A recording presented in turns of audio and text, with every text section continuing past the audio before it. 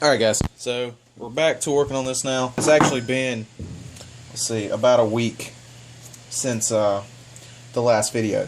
And the reason it's been that long is because it was almost impossible for me to track down something I could use as an adapter to hold onto this crank. So, I think I mentioned in the last video that the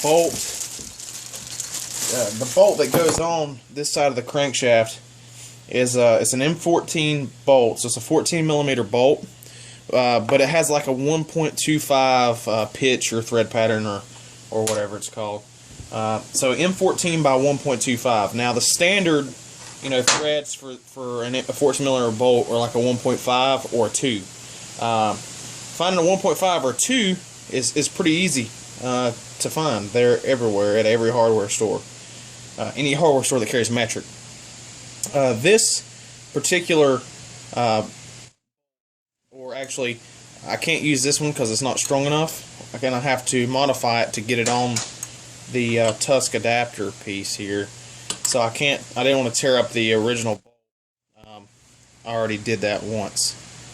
So I had to order a new one of these actually, and it took forever to get here as well. But anyway, back to what I was saying. It took forever for me to track down an appropriate nut that I could use and kind of machine into kind of an adapter. Basically, you just have to make it small enough to fit inside of this piece, but it has to have the right thread pattern. And this is no exaggeration. I probably called about 25 different hardware stores. None of them had that nut. Online, I found some places where I could order them in bulk. Obviously, wasn't interested in that. I found some places that had them, but then it was $10 shipping for a single nut.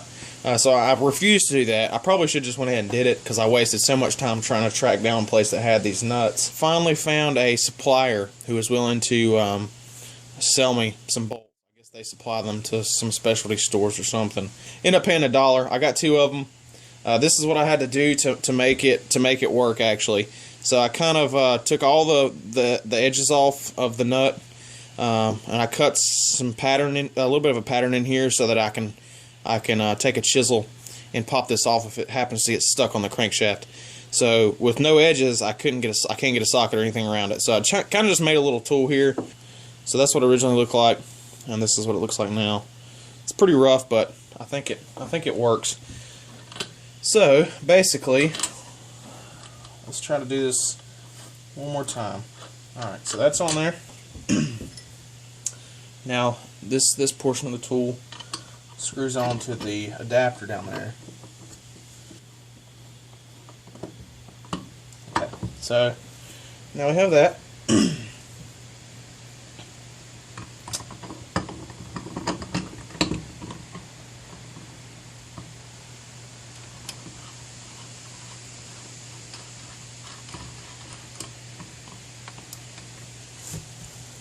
Alright, and this is what we have. This is how it kind of mounts on there. I don't know if you can see that. If you happen to have a case where this piece was too small to, there was no flat surface for it to sit on, the Tusk tool did come with these little metal bars that you could put across the case and you could rest this piece on it. So, yeah, if you're thinking about getting that, this should work on about anything.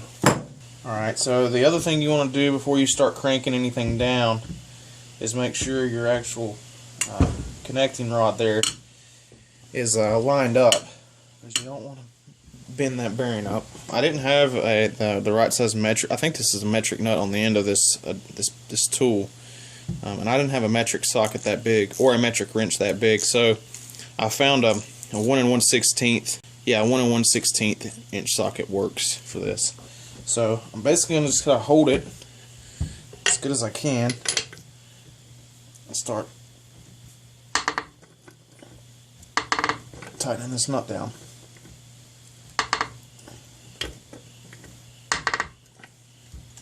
Make sure your connecting rod is not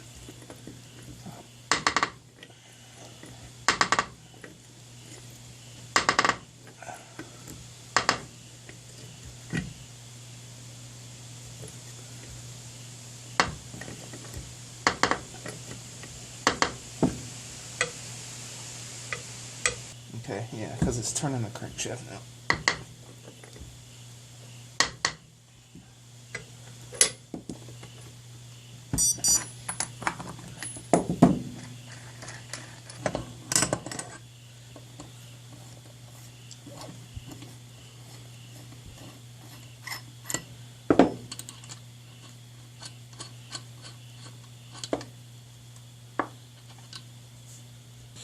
Alright, so the crank is actually pressed in now.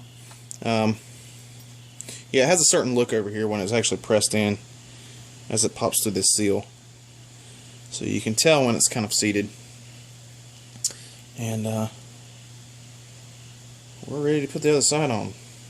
So this is going to be the next part of the video. A couple things have happened that I didn't get video of, and that's because someone was helping me, and usually when someone's helping me, the videoing and stuff doesn't really work well together.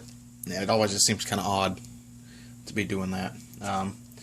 So anyway, I didn't get that on video, but it's not a lot of really important details.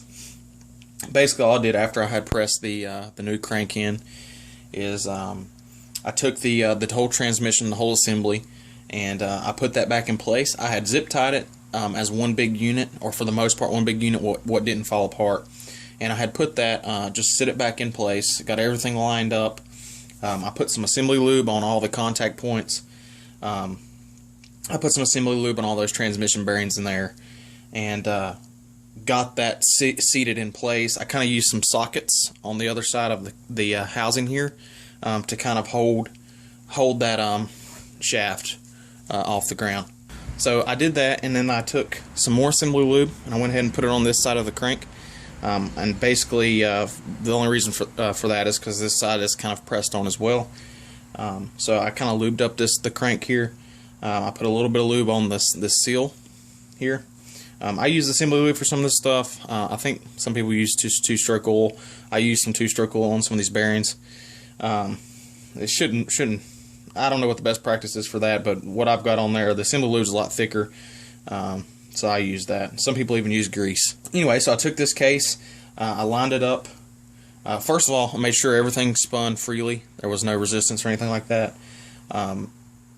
Made sure it spun freely. Then I set this side of the case, the case on, and that tusk tool, you use it the same way on this side as you use the other side, except in this case you're pushing down. Well, you're doing the same thing. You're pulling the crank and pushing down on the case, and with a little bit of maneuvering, and I had to tap it a few times with the rubber mallet.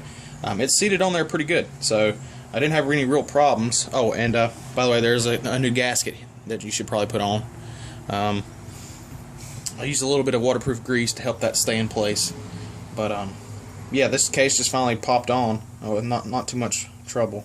So that's kind of the point I'm at. It was just like a 15-minute job to put that case together. The only other thing I've done is I've took a little bit of grease and put on the threads of these bolts in here. These are the bolts that are kind of back behind the stator, and so I'm going to go ahead and tighten those down, and then we'll see what the torque specs are for that, and we'll go ahead and torque those down. Alright, so these are tightened down to 7 foot-pounds in a diagonal pattern. Alright, so there's 4 other bolts we can put on now. I was just looking at them. So there's one here, one here, one here, and one up here, kind of behind the hole where the reed valve will be. So 3 of them, these bolts are the same length. One of them is a 40mm bolt. If you got all your bolts mixed up, the one that goes up here is the 40mm in length bolt. So all I'm going to do is I'm going to put some grease on these so they don't get stuck in there next time I have to take this apart like some of the other ones were. And I'm going to grease a little bit around the lips just so the bolts seal really well. These aren't nearly as important as the stator ones for that, the ones behind the stator. But and then I'm going to tighten them down. This is also, all of those are also 7 foot-pounds. Alright, so all the bolts on this side except for the the whole timing cover over here are on for this side. So this is a good time, and they're torqued down, so this is a good time to probably check and make sure everything is still spinning smoothly as far as the transmission goes. There shouldn't really be any resistance there. Shouldn't hear anything clanking around in there or anything like that. Alright, so I'm back onto the clutch side now, and we're going to start mounting a few of the other things. First thing I'm going to put on there is the Kickstarter shaft, and let's see. Check my parts here just to make sure I'm doing this right. Okay, so the first thing I'm going to do is the spring. There's a hole in the back of the shaft there that end of the spring goes into, so you can't really mess that up. There's this little spacer here. There's a notch on one side of that spacer that goes over the part of the spring that is sticking into the shaft. I'm not sure if you can see that or not. Maybe from that angle. But the notch on that spacer just seats right over the top of that spring. Now I'm going to tilt this case this way a little bit. That end of the spring hooks, if you look at the bottom of the screen now, there's this little stud sticking out. That notch sits behind that.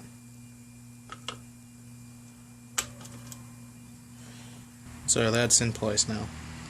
Okay, so I just cleaned the threads off of these two stop plate bolts. This is what holds that gear into place, or keeps it from sliding off. So I've degreased them. I'll clean them with the wire brush, then I sprayed some brake cleaner on them and clean them up.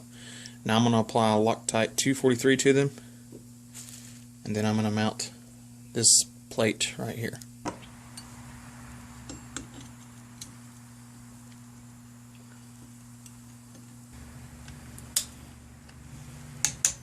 So you should be able to turn this pretty freely without any noticeable rubbing.